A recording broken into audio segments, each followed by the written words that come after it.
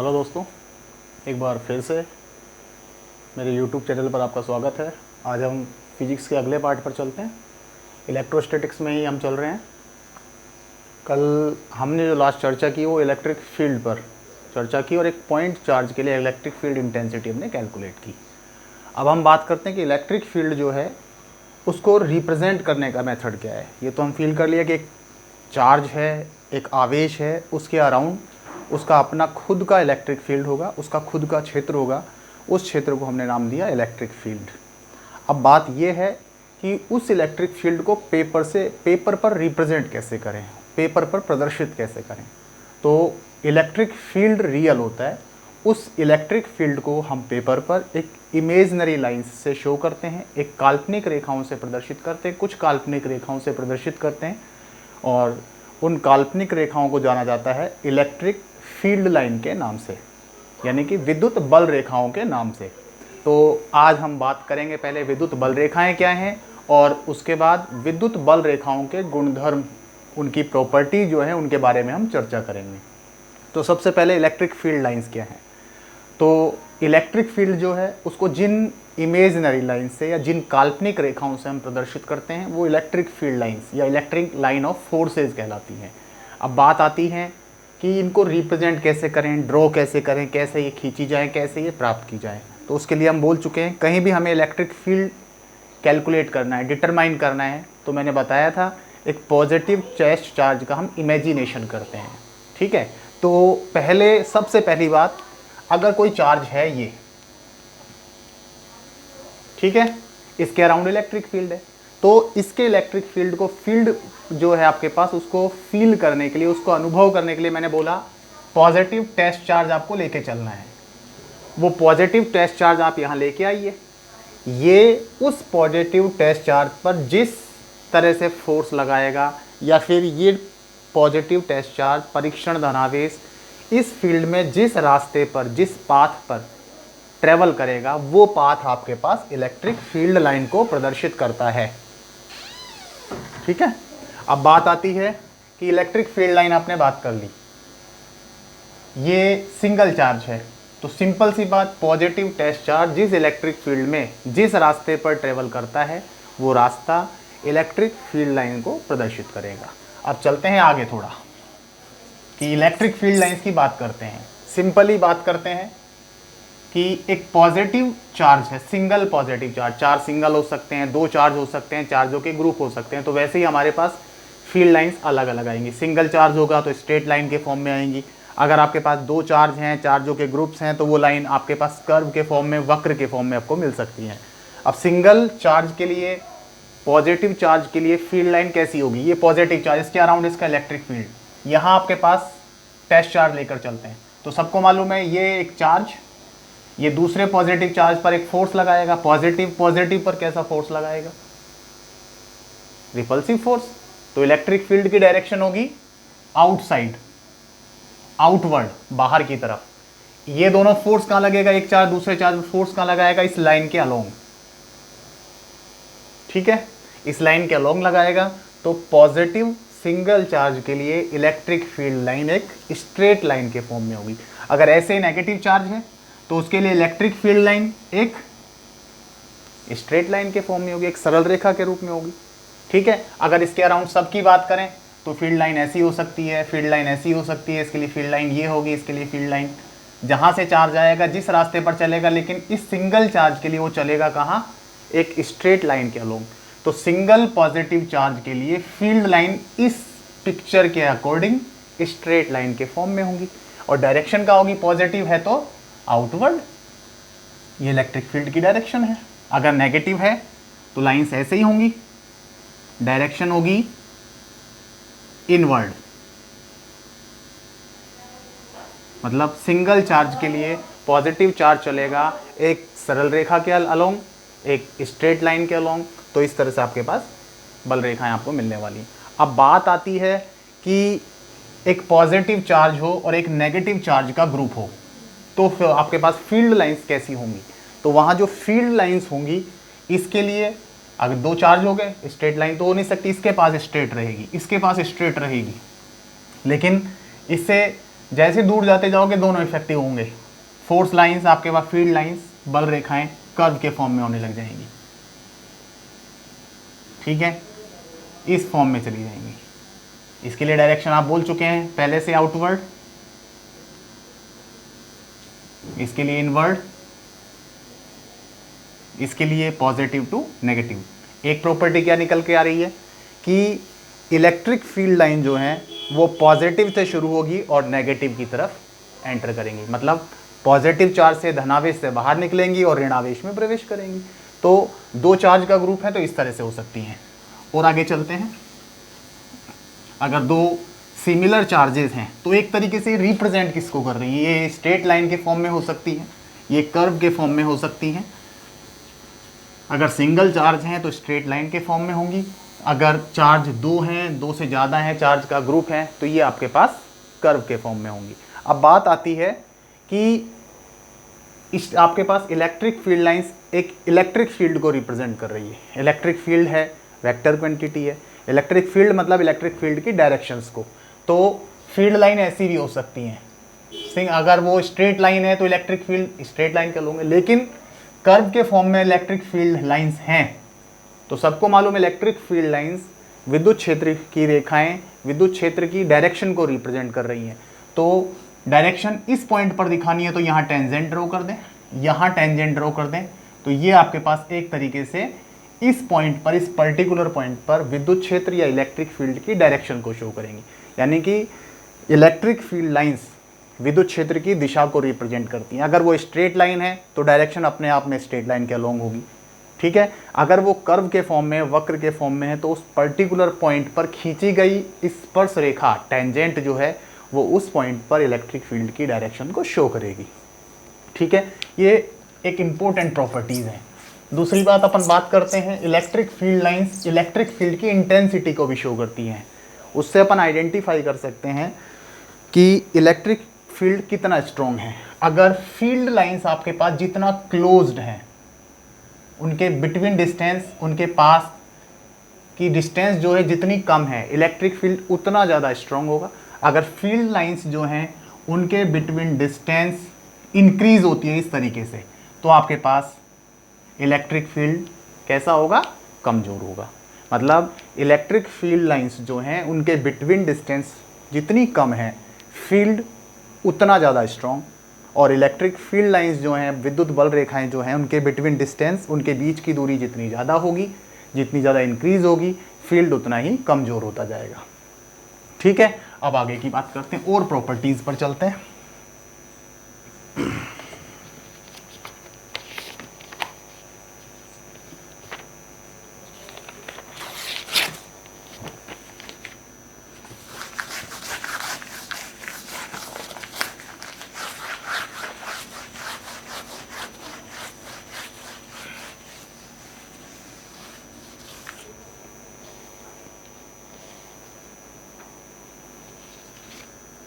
अब हमने बताया दो चार्जेस सेम नेचर के हो सकते हैं अगर दोनों पॉजिटिव हैं, दोनों नेगेटिव हो सकते हैं।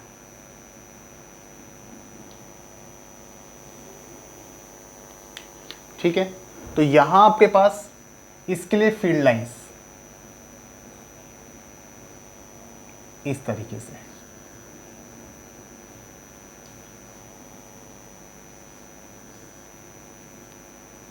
अब दोनों सेम नेचर के, सेम प्रकृति के चार्जेस हैं, तो इस परिस्थिति में जो इलेक्ट्रिक फील्ड लाइंस हैं वो इस पिक्चर के अकॉर्डिंग होंगी। लेकिन अब सबको मालूम है बिटवीन कोई पॉइंट का हम कंसीडर करते हैं, ये बिटवीन, यहाँ इसके लिए इस फील्ड के डायरेक्शन कहाँ होगा, इस पॉइंट पर आउटवर्ड, इस तरफ। इस पॉजिटिव चार्ज के लिए डायरेक्शन होगा आउटवर्ड, इस तरफ। ये दोनों क्या हैं, अपोजिट हैं।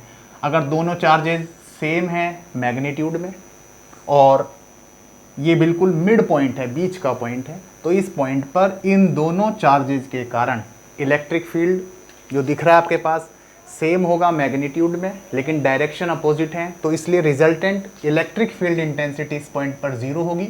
और इस पॉइंट को हम बोलते हैं इलेक्ट आपके पास न्यूट्रल पॉइंट, उदासीन बिंदु। तो उदासीन बिंदु कहाँ मिलेगा, हमेशा दो सेम नेचर के, दो समान प्रकृति के आवेशों के युग्म के लिए मिलेगा, उनके बिटवीन मिलेगा। एक ऐसा पॉइंट होगा उस युग्म के लिए उनके बीचों बीच जहां उस युग्म के दोनों आवेशों के कारण, उस पेयर के दोनों चार्जेस के कारण रिजल्टेंट मैग्नेटिक, आपके पास रिजल्टेंट इलेक्ट्रिक फील्ड जीरो है। क्यों है? क्योंकि दोनों के लिए इस पॉइंट पर जो इलेक्ट्रिक फील्ड है वो मैग्नीट्यूड में सेम है और डायरेक्शन उसकी अपोजिट है, तो रिजल्टेंट इलेक्ट्रिक फील्ड जीरो। तो इस पॉइंट को हम किस नाम से जानते हैं? उदासीन बिंदु या न्यूट्रल पॉइंट के नाम से। और आगे चलते हैं।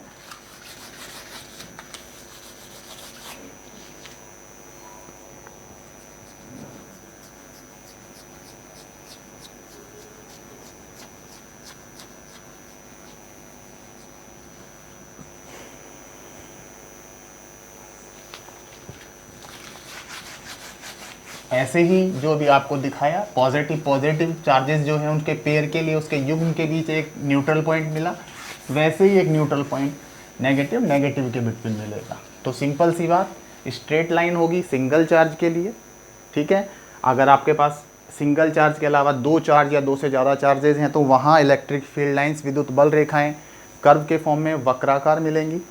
उनकी डायरेक्शन हमेशा पॉजिटिव टू नेगेटिव होगी, ठीक है। और ये हमेशा इमेजनरी लाइन है, मतलब इलेक्ट्रिक फील्ड रियल है लेकिन उसको जिस इमेजनरी लाइन से, काल्पनिक रेखाओं से प्रेजेंट कर रहे हैं वो काल्पनिक रेखाएं विद्युत बल रेखाएं हैं, इलेक्ट्रिक लाइन ऑफ फोर्सेज हैं, ठीक है। और एक सिंपल सी बात करते हैं, अगर आपके पास में दो प्लेटें हैं इस तरीके से, दोनों अपोजिटली चार्ज हैं, एक पॉजिटिव चार्ज एक नेगेटिव चार्ज,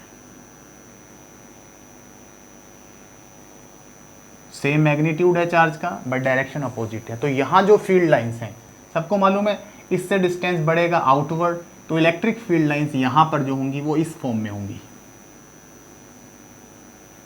मतलब दो प्लेट्स चार्ज अपोजिट नेचर का है, पैरेलल हैं, तो उनके between field lines parallel lines के फॉर्म में एक ही डायरेक्शन में होगी, उनकी डायरेक्शन, इलेक्ट्रिक फील्ड का डायरेक्शन एक होगा। तो ये आपके पास यूनिफॉर्म इलेक्ट्रिक फील्ड को प्रेजेंट करता है। तो बेसिकली हम यूनिफॉर्म इलेक्ट्रिक फील्ड को प्रेजेंट करें तो उसको इस तरह से प्रेजेंट करेंगे, लाइन स्ट्रेट लाइनों के थ्री जिनका बिटवीन सेपरेशन सेम है, यानी कि बीच की दूरी समान है और समांतर है, पैरेलल हैं। तो यूनिफॉर्म इलेक्ट्रिक फील्ड कैसे प्रेजेंट किया जाएगा? स्ट्रेट लाइन जो समान दूरी पर है, समान डिस्टेंस पर हैं, एक दूसरे के पैरेलल हैं, वो आपके पास उन लाइंस का जो आपके पास ग्रुप होगा वो एक यूनिफॉर्म इलेक्ट्रिक फील्ड को प्रेजेंट करेगा। तो यहाँ तक की बात। इसके बाद हम चलते हैं आगे। ये इलेक्ट्रिक फील्ड लाइंस थी, एक प्रॉपर्टी है इसकी बहुत इम्पोर्टेंट, वो और समझ लेते हैं कि दो इलेक्ट्रिक फील्ड लाइंस हैं आपके पास, कोई भी दो इलेक्ट्रिक फील्ड लाइंस अगर आपके पास आती हैं,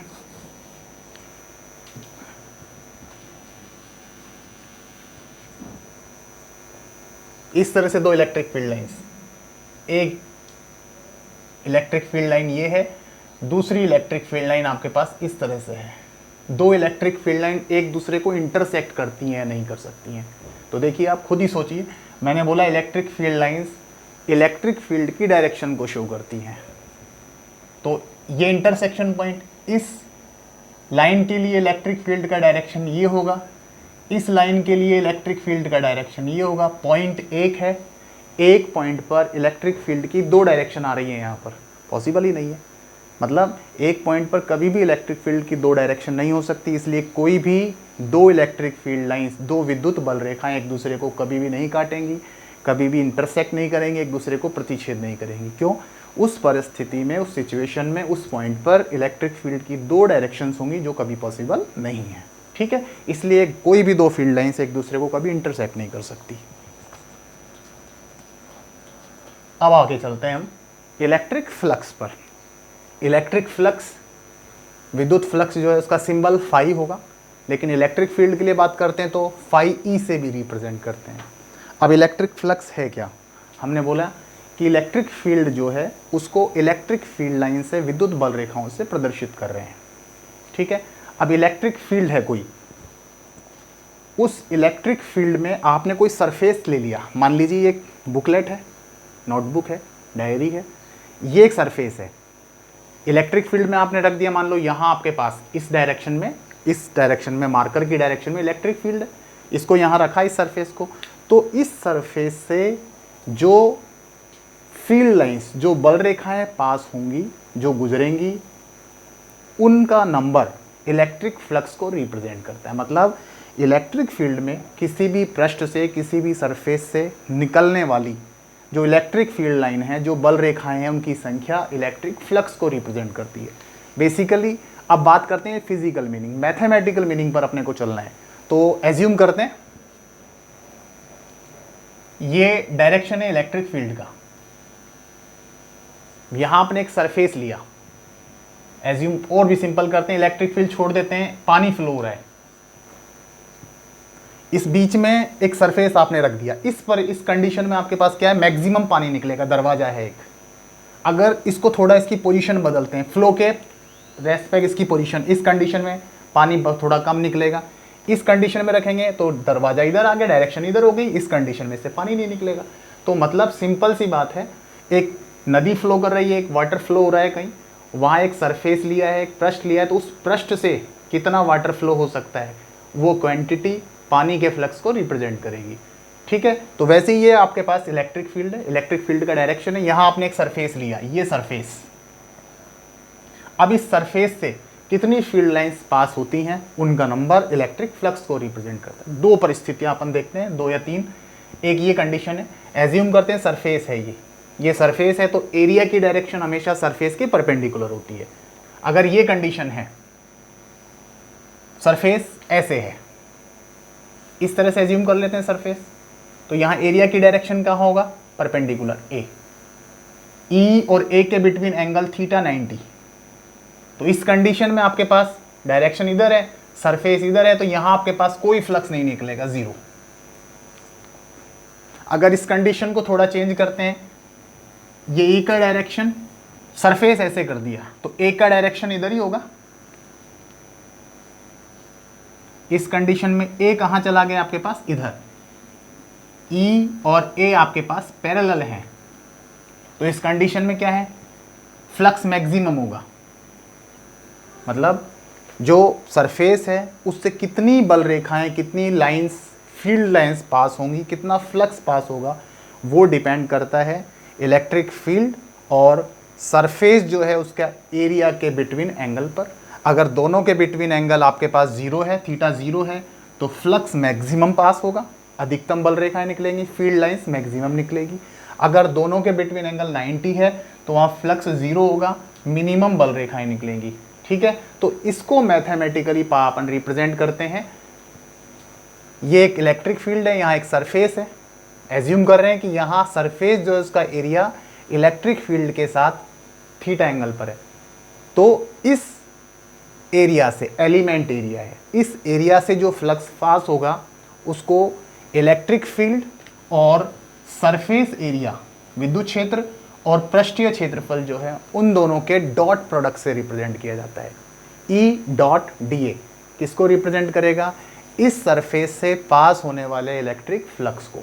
ये एलिमेंट एरिया है, टोटल सरफेस से कितना फ्लक्स पास होगा, अब उसके लिए हम इंटीग्रेशन कर देते हैं। अब बात आती है कि हम बात करते हैं यहाँ पर एक क्लोज सरफेस, एक बंद सरफेस के लिए, जैसे आपके पास क्यूबॉइड है, क्यूब है, ये क्लोज सरफेस हैं। इनसे अगर अपने को पास होने वाला इलेक्ट्रिक फ्लक्स कैलकुलेट करना है, तो इंटीग्रेशन में क्लोज का सिंबल लगा देते हैं, ये क्लोज इंटीग्रेशन है। क्लोज सरफेस के लिए जो इलेक्ट्रिक फ्लक्स होगा वो रिप्रेजेंट करेंगे ई डॉट डी ए से, close integration e dot d a. E d a dot d a को, e d a cos theta, theta हम जानते हैं, ई और डी ए जो है उनके बिटवीन एंगल है। ठीक है, तो मतलब बेसिकली फिजिकल मीनिंग है, किसी भी इलेक्ट्रिक फील्ड में किसी सरफेस से पास होने वाली electric field lines electric flux को रिप्रेजेंट करती है। मैथमेटिकली इलेक्ट्रिक फील्ड इंटेंसिटी और सरफेस एरिया जो उनका डॉट प्रोडक्ट किसके इक्विवेलेंट होता है, उस इलेक्ट्रिक फील्ड में उस सरफेस से पास होने वाले इलेक्ट्रिक फ्लक्स के इक्विवेलेंट। तो ये तो जनरल बातें हैं, और आगे चलते हैं हम।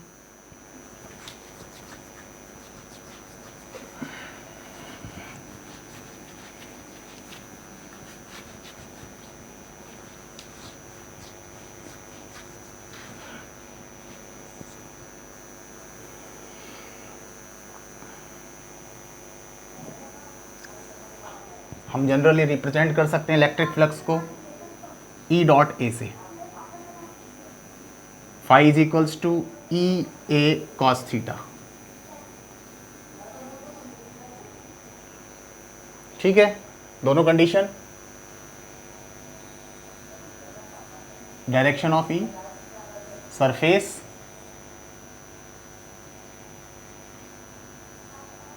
यहां डायरेक्शन सरफेस इस तरह से रखा हुआ है। फर्स्ट कंडीशन, ए का डायरेक्शन सरफेस के परपेंडिकुलर पृष्ठ के लंबवत होगा। ई और ए एक ही डायरेक्शन में है, थीटा 0, तो वहां से आपके पास phi is equals to E A cos theta.